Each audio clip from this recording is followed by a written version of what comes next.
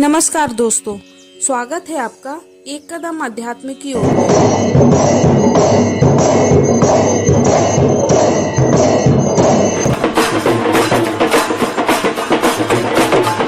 दोस्तों, भारत में शिव जी के 12 ज्योतिर्लिंग हैं। उनमें से एक है उज्जैन का महाकालेश्वर ज्योतिर्लिंग, जो सबसे रहस्यमय माना जाता है।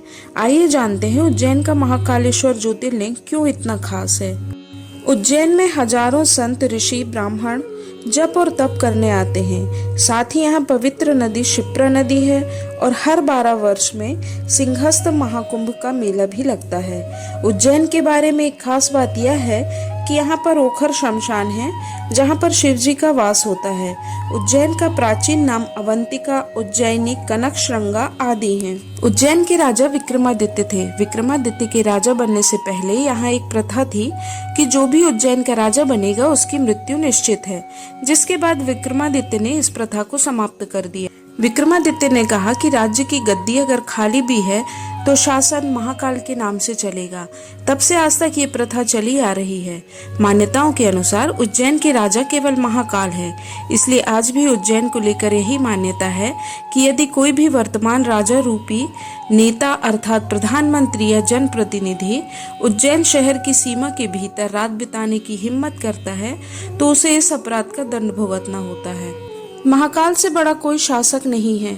जहाँ महाकाल राजा के रूप में साक्षात विराजमान हो, वहाँ कोई और राजा हो ही नहीं सकता।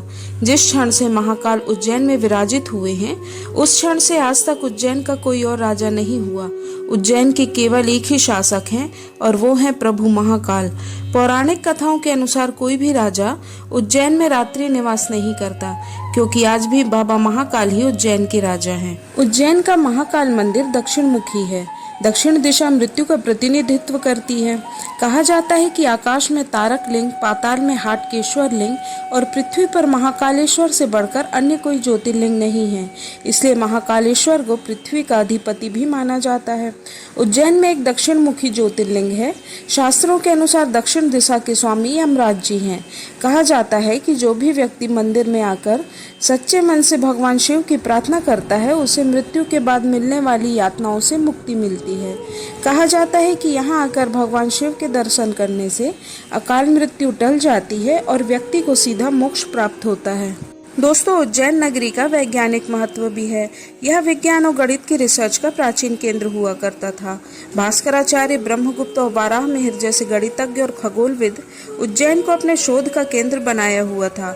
उज्जैन को शोध के लिए चुनने की कई वजह थी। कर्क रेखा उज्जैन नगर के ऊपर से गुजरती है।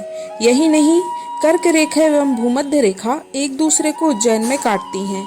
उज्जैन की इस विशेषताओं को देखते हुए कालगणना, पंचांग निर्माण और साधना के लिए इस नगर को सर्वश्रेष्ठ माना गया है। समय को संस्कृत में काल कहते हैं, इसलिए यहाँ पर शिव जी को काल के देवता महाकाल के रूप में पूजा जाता है। हिंदुओं में आज भी पंचांग के मुताबिक शुभ अशुभ देखने की परंपरा है। उस पंचांग को बनाने के लिए यहाँ पर लंबे समय तक गणितज्ञों और ज्योतिषों ने काम किया। भास्कराचार्य उज्जैन की वेधशाला के मार्गदर्शक थे।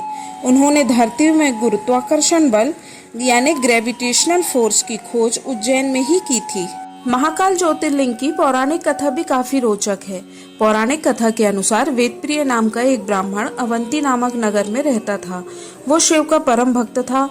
प्रतिदिन पार्थिव शिवलिंग बनाकर बाबा की पूजा किया करता था।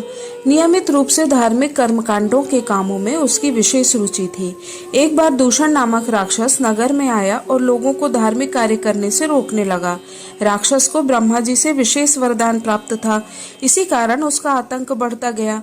राक्षस की पीड़ा से दुखी होकर सभी ने शिव जी से रक्षा के लिए विनती की। भोलेनाथ ने नगर वासियों को राक्षस के अत्याचार से बचाने के लिए पहले उसे चेतावनी दी। दूषण राक्षस पर इसका कोई असर नहीं हुआ और उसने नगर पर हमला कर दिया। भोलेनाथ क्रोधित हो उठे और धरती फाड़कर महाकाल के रूप में प्रकट हुए। शिव ने अपनी हुंकार से राक्षस को भस्म कर दिया। ब्राह्मणों ने महादेव से यहीं विराजमान होने के लिए प्रार्थना की। ब्राह्मणों के निवेदन से प्रसन्न होकर शिव जी यहाँ महाकालेश्वर ज्योतिर्लिंग के रूप में वास करने लगे। इस तरह भगवान भोलेनाथ अपने भक्तों की हमेशा रक्षा करते हैं। कहते हैं, आकाशे तारकम लिंगम पाताले हाटकेश्वरम भूलोके च महाकालौ लिंगत्रय नमोस्तुते। इसका अर्थ है आकाश में तारक शिवलिंग, पाताल में हाटकेश्वर शिवलिंग तथा पृथ्वी पर महाकालेश्वर शिवलिंग सबसे ज्यादा मान्य शिवलिंग है। अकाल मृत्यु वो मरे जो काम करे चंडाल का, काल भी उसका क्या करे जो भक्त हो महाकाल का। जय महाकाल। तो दोस्तों, आपको कहानी कैसी लगी? अगर वीडियो पसंद आई हो तो आप कृपया इसे देखें और शेयर भी करें और साथ ही सब्सक्राइब जरूर करें। धन्यवाद। नमस्कार।